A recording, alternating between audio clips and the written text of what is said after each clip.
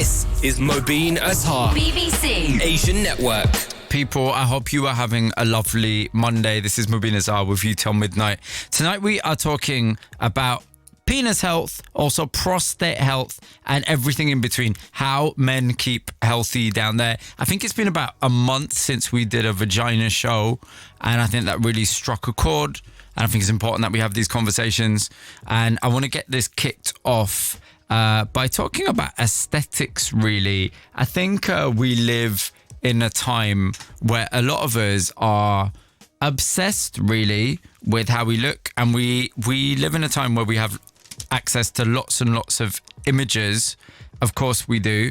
And so it's easy to make comparisons and think about how you compare to other men and what is right and what is wrong. And maybe a generation ago, we weren't doing as much of that, or maybe we were, but we just weren't as open about it. So I do want to hear from you as well. You can text us on 81869. You can tweet at BBC Asian Network. To get this kicked off, I've got with me, first of all, Dr. Asif Munir, who I've been told to call Mr. Asif Munir. How are you doing, Asif? Are you okay? I'm very well. How are you? I'm really good. You're a doctor, though, aren't you? Tell me. I'm a doctor, but it's tradition that surgeons get called Mr. Oh, is it? Okay, so I will call you Mr., but I just wanted to make sure you were qualified and we hadn't let you in the building by accident. So thank you very much, Mr. Asif Munir. I've also got with me Kamran. How are you doing, Kamran? I'm very well, thank you. Are you okay? So I want to ask you, Kamran, first of all, tell me about your experiences, because I know you had filler put in your penis, didn't you? Correct. Tell me what led to that, and if it takes us way back, then take us way back. I want to know, like, where was that seed first planted? Sure.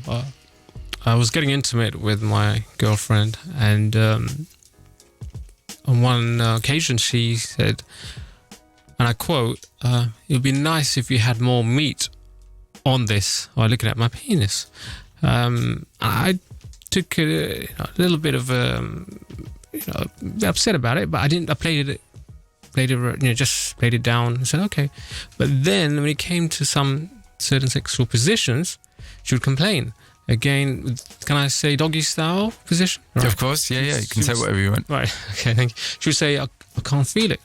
Right. So whereas other positions such as the missionary, her on top, reverse cowgirl, all those positions were not an issue. Mm-hmm. So it was from the back, doggy style, and also oral. So they were the two main points that she raised. Yeah. So that got me depressed and really put me down. I reached out to my GP. Was this, can I just ask, because I want to kind of unpack before you get to the GP, was this a long-term girlfriend? Yes.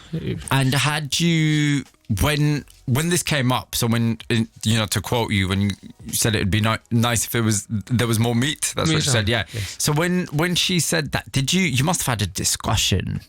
Were there any words said, or was that the kind of end of the conversation? That was the end of the conversation. I just said, okay. I just played it down, laughed it off. That must have been quite hurtful. Oh yeah, for sure. But I did not show my emotions in any way. I just thought that she would get used to it, or just not actually make it a big issue. It was a big issue, although she only mentioned that once regarding the oral sex. But again, when it came to the doggy style position, I got really depressed about it, but I didn't inform her about it. I just kept it to myself, and it played a significant amount on my mind. Really. Right. I want to know what happened next, but before I do, let me just bring in our surgeon, Mr. Asif Munir. The story Kamran is sharing, and I think it's quite good of him to speak so openly about it. Is this a common story that you hear about? And do a lot of men have a really clear understanding of what a quote-unquote normal penis is? Yeah, I think we're seeing a little bit more of this in this day and age because of expectations. There's a lot of access now to online resources, and men generally feel that they need to be similar to what they see either online or in magazines or whatever. And unfortunately, the reality is that there's a huge variation in penis size, and most men are actually normal. So let's just define that then. So, I mean, we've done this on this show a couple of times. When it comes to penis size, what is normal? Just give us like a measurement. You can be metric or imperial. I'm not Jacob Rees-Mogg. I want to impose anything. Well, I could do both, but I mean, there's no sort of cut-off. There's a range, and range will vary according to ethnicity. It'll vary according to the way they've measured it. So there are studies, which have been performed both in the UK, in Europe, and Southeast Asia, looking at the range of penile length. And generally, what they do is they measure it from just what we call the pubic area, just where the bone is, up to the tip of the penis, and you'll get a normal distribution. So what you've got to look at is 2 standard deviations from the mean as being, probably in the sort of above average, or those who are genuinely going to be what we call micropenis. So that's a condition, isn't it? Yeah, so micropenis is genuinely where it is short. Where it's going to be non-functional. So you can't have a penis which is long enough for penetrative intercourse or voiding standing up. And a lot of the time that's due to medical issues like bladder exstrophy, for instance, or it's due to endocrine disturbance as a young child, and they don't develop. Some babies are born without a penis, so, or they've had surgery for hypospadias where the opening is in a abnormal position, and that will shorten the penis. So there are a lot of conditions which will shorten the penis, but even as an adult, you can have partial amputations because you've got cancer, or you get shortening because you've developed something called Peyronie's disease. So there are medical conditions as an adult which will shorten the penis. Of course. Can I just jump? I think there was a 2015 King's College study. King's College London and the NHS, they looked at penis length and the girth of more than 15,000 men worldwide. The average professionally measured, so I think it was using a standardized way, it turned out to be 5.1 inches, which is 13 centimeters when erect. So just over 5 inches. Does that ring true to... Yeah. So there will be... So the King's College study, you said it was 13.5 centimeters. If you look at an Italian study, they said it was 14 centimeters. If you look at Southeast Asian studies, which are done in Korea, they'll be slightly, lower. They'll be about 11 centimeters. So, right. I mean, these just give a range. And a lot of the time when we see men who have what we call penile dysmorphophobia, which is a condition where they think the penis is smaller than it actually is, we measure it for them. We show them the normal distribution. We look at the normal ranges, and just a lot of it is just reassurance. I just want to bring Kamran in back for 1 second, because I think, Asif, you have spelt out for us conditions, but for you, Kamran, before your girlfriend had said, I just want it to be bigger, or, I'd like it to be bigger, had you, prior to that, in all honesty, had you ever felt insecure about the size of your penis or the girth of your penis? To be honest, I wasn't really concerned about it, but I must say that I'd been informed by my GP that I have an average size penis, so I have to confess on that. So prior to that? No, prior to that, yes. So the fact that you'd been to your GP, yes. I can imagine, I've been to your GP lots of times. I don't think my GP's ever commented on the size of my penis because it hasn't got to that point where I've asked them. So the fact that the GP told you had an average size penis tells me that there was already perhaps a little bit of concern there, or a little bit of insecurity, perhaps. I don't know. I don't want to project. I want you to tell me. Sure, there was. I must admit, I'm a guy, so I watch, porn, and I see the guys how they are in the movies. How they. I know it's all a bit of fake. How the women are screaming their head off. It's all dramatized, but you want to be like that guy, especially with an Asian guy. There isn't an Asian male performer out there, so I don't know what other Asian men's penises are. So I'm only going by what my penis is, and I'm thinking, I want to be like that guy. There are no Asian performers, so I'm not saying there should be. I'm just saying that if we want to make it universal, let's make it universal. We should have an adult performer out there, a male performer that can make it, a career out of it. It's not a bad thing. People, Sure. It's just fascinating to me though, because I think the insecurity, you linked it very. It took us about 10 minutes for you to reference porn, and so you would link it to watching porn, perhaps, or the sizes you've seen in porn. Yes. The reason I raise that is because porn, I would argue, is not a true representation of life. Correct. And so I wonder if there's a degree of exploitation of people's fears and insecurities there.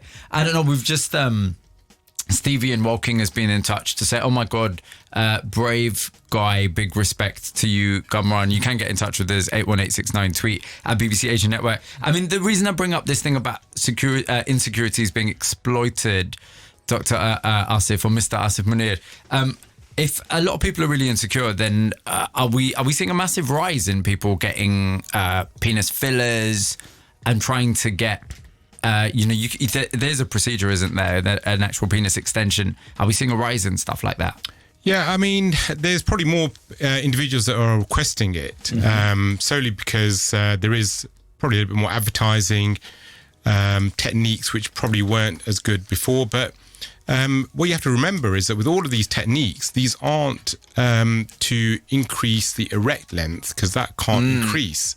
It's all about the flaccid length, which you can probably just increase by about 1.5 to 2 centimeters maximum by doing what we call a suspensory ligament division and a VY-plasty, where you just essentially get the skin to be brought forward a little bit. And the girth is all about putting in fillers, and there's something that now is available which is called hyaluronic acid, and a lot of men are having that put in, and that's, if I'm not mistaken, that's injected into the soft tissue just under the skin of the shaft. Yeah, it costs about $3,000. Is that right? I have no idea, because I don't actually advocate it or perform it. But right. I'd probably estimate that it's between 3,000 to 5,000. I've got some stuff here that costs about $3,000. Come on, how much did it cost you? 2,300. Oh, really? So where did you have it done? Did you have it done in Southall? No. I got it done at Harley Street, and I actually specifically wanted a female doctor to do it. Oh, really? Why? Because I'm a heterosexual male, and I didn't like the idea of a man touching me. So, right, okay, so you got a female doctor to do it. Yes. Before you went in for it, did you go in because you were flirting with the idea, or had you decided, I just want to do this? In the beginning, I was flirting with the idea. I wanted to see what it would entail, what the procedure would entail, the cost, the aftercare, and the results. And they reassured me on what I could achieve. And my doctor, her name is Dr. Greta, and she's from Moorgate Andrology, and she was very highly experienced, and she was very, very sympathetic in what I wanted to get. But she showed me that if this is what you want, we can perform it for you. But come on a level, I'm just putting this out there. Asif just mentioned, and we know this as a statement of fact, it doesn't increase the size of your erection. Yeah, it just increases the flaccid size. So it might look marginally bigger in the locker room. Yeah. So to take it back to what your girlfriend had said during sex, she'd said, it'd be nice if there was more meat on this. Yeah. This wasn't going to add more meat during sex, because invariably during sex, you've got an erection. So when you're sitting there with the doctor, and the doctor's saying, okay, yeah, I'll take your, what was it, 2,300 quid. It's not actually going to make your dick any bigger. And it's certainly not going to make your dick bigger during sex. Didn't you think, okay, I can spend that money, somewhere else? No, because I wanted they promised the thickness. So that's what we wanted. Because the study's shown that the vagina, it prefers the thickness rather than the length. The length hurts. So mine is... I don't know if we can use the word prefers. I don't think we interviewed a vagina. Do you prefer that? I don't know if that... But you're saying, in your view, you think women prefer a girthy penis? From the studies that I have seen, I researched on YouTube videos and also on the studies that I checked out of using Google, it does say that the thickness... Google gets a lot of people in trouble, man. I don't know. But thickness is more preferred. That's what I've achieved. So I'm happy with what I have now. And after I had to wait 4 weeks for for the symptoms to persist, some symptoms to get healed. The girl I got intimate with first time, her words were, "Oh my God, you have a big D," right? You can say dick. That's I can say dick. Okay. Yeah. So was it the same girl who previously? No, that relationship ended. Yes. So the girl that I met after I had the surgery, she said, "Oh my God, you have a big dick," and that was great. My confidence was like. Do you really think? I'm just putting this out there. Do you really think she said you got a big dick because of the what was it? Asif, you said it was. Is it average of like a centimetre and a half increase in girth? No, so the girth will depend on how much they inject. Yeah. But on average, you'll probably get about 2 centimetres circumference, which is, not very much. Exactly. And it's temporary as well. And it's temporary. So do you really think that 2 centimetres has made all that difference? It has. For my... Yeah, for my... And you feel more confident? Oh, absolutely. Okay, so Asif, I want to ask you, in terms of safety and health, are there particular things we should be looking out for here in this instance? And generally, if men are listening to this and they're worried about aesthetics, I think there's a couple of things, aren't there? One is just in terms of procedures, but there's also a thing in terms of mental health and not getting too hung up on these things. What should we be looking out for and what should we be thinking about? I think the majority of men who feel they have issues should probably see a body image consultant. I mean, this is no different from someone who thinks they've got a big nose or got big ears. It is a body image issue. The other thing I'd say is don't try it at home. So, as part of my job, we have to undo a lot of these injectables, and we take things out such as silicone, baby oil, all sorts of Vaseline. These are DIY. These are DIY, or even being performed by individuals on other individuals in the garage or in illegal setups. So that's the other thing. Don't try it at home because again, a lot of time they lose all the skin. It's infected. And there's serious complications. So, a lot of time, you can't restore it back to how it was. So they have a lot of regret. I mean, hyaluronic acid is probably, a little bit safer, but, it can still cause infections and abscesses under the skin. You can get skin loss. It can also migrate. So you get a very poor cosmetic result because if you've not been circumcised, it sort of migrates all the way down to the foreskin. So, yes, you will get a proportion of men who are happy regardless of, what it looks like because they just feel they've got a bit more girth. But there are also a huge number of men who are still dissatisfied, and the dissatisfaction rate following penile augmentation is massive. And have we got any stats? I know, I'm sure there hasn't been a study done with everyone, but have you got any stats? Expect about over 50% will be dissatisfied still. Wow. Kamran, are you... we've just had this text, and sorry, someone's just said fillers would make the girth bigger, but not the length, which Correct. I think we've absolutely acknowledged. Kamran, are you happy with the result right now? And how long has it been since you had the procedure? I've had it just under a year now. You've had it under a year. So I had it last year, August. And you're still happy? I'm happy, yes. And they must have explained to you, as Asif just said, that it's not permanent. Yes, I'm aware of that. So I think, is it 3 years normally? 3 to 5 years? Is it something like that? Yes, it can last up to 3 years. But it depends on the individual and how the body of course it does. But my question is then, if it's already been a year... I mean, in 2 years' time, you're going to go back for some more? I was thinking rather than paying another 2,300 odd, I'm thinking of getting the permanent, which is the fat, perhaps. Well, I'm a lean guy at the moment, so I may have to gain some weight. They will pump fat, extract fat. They extract fat from my one stomach area. or buttocks or wherever they can find fat, and have that. So I'm thinking perhaps that could be a long-term thing. I wanted to see how this filler works and with the results that it will provide, and then proceed in the future. So in long term, that could be what I would like to get. That could be your fix. Asif, does that long term fix the fat thing? I'd never heard of that. Is that something you're aware of, and does it work? Is there such thing as a permanent fix? I can categorically say it doesn't work because what you're doing is you're just getting fat from somewhere else in your body. They spin it down and they inject it, and the problem is the fat is devascularized. So you've got devascularized fat, which isn't going to stay where it is.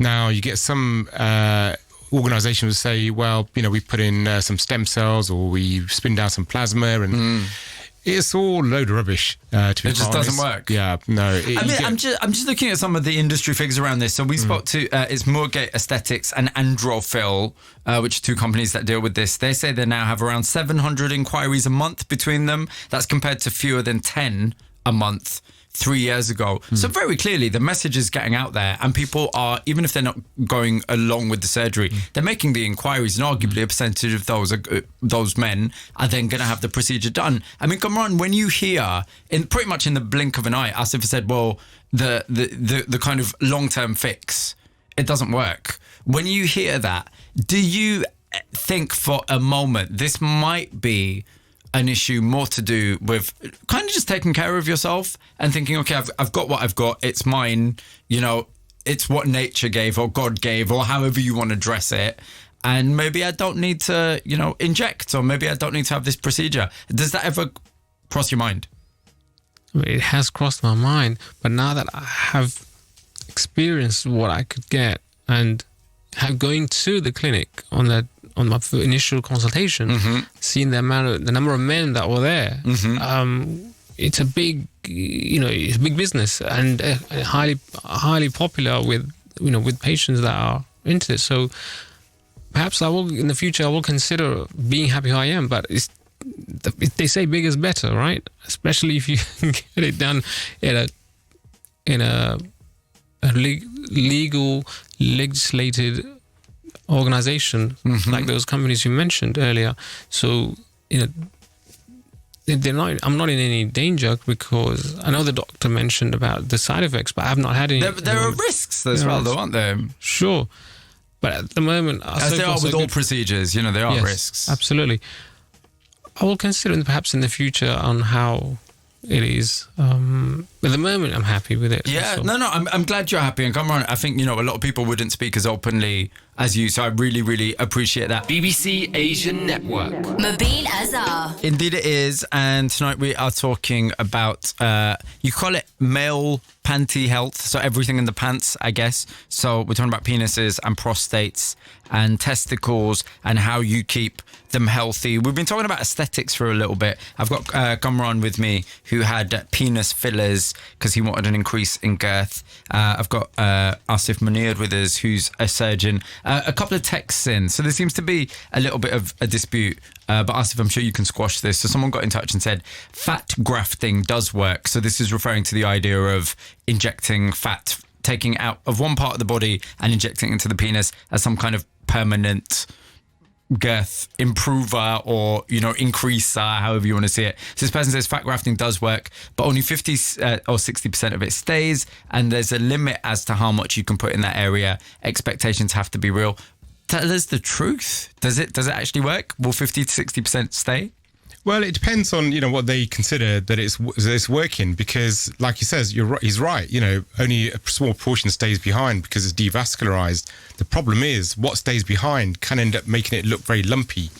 So It's not going to be sort of homogenous all the way through the shaft. You'll get some lumpy areas and some, where it's disappeared. So it doesn't look great. So when I've looked at the cosmetic results, because a lot of time they come to us on the NHS to undo what's been done, you look at it and you think, well, it's totally because the fat hasn't stayed. So temporarily look fine, but soon, or even after a few days, it'll start going away. Come on, does that not worry you? You've got a surgeon in the room telling you that, well, we often on the NHS have to fix what other people have done, and you could end up with a lumpy penis. That doesn't sound great, does it? It does not sound great at all. I've not had the fat graft, so. But you don't have to have it to see if he's right, do you? Do you see what I'm saying? Is that not a warning shot, maybe? And I don't, it's entirely, your perspective. I don't want to put words into your mouth, but I'm just, is that a perspective you've considered? Oh, absolutely. That's in the future. I'm not going to get the fat surgery at the moment. I'm saying in the future, I'm thinking about it. You might consider it. I'll We consider had it, yes. we had another text in. This person didn't leave their name. They just say girls should be with guys they actually like, and vice versa. Keep looking if you're not happy, but not diss people just because they're not for you. I think this is referring to the fact that you said you had a girlfriend. I think it was a former girlfriend who basically said your penis wasn't big enough, and this is what led you on this journey. Is there a bit of you now that perhaps thinks, with reflection, maybe she just wasn't the right person for you? Yes, I'm thinking about that now. Yes, perhaps she was not the right person for me. And so maybe there's nothing, it's a very loaded word, but maybe there's nothing wrong with you. Maybe your penis is perfect. Yeah, it's an average sized penis. That's What's wrong with average? Average is great.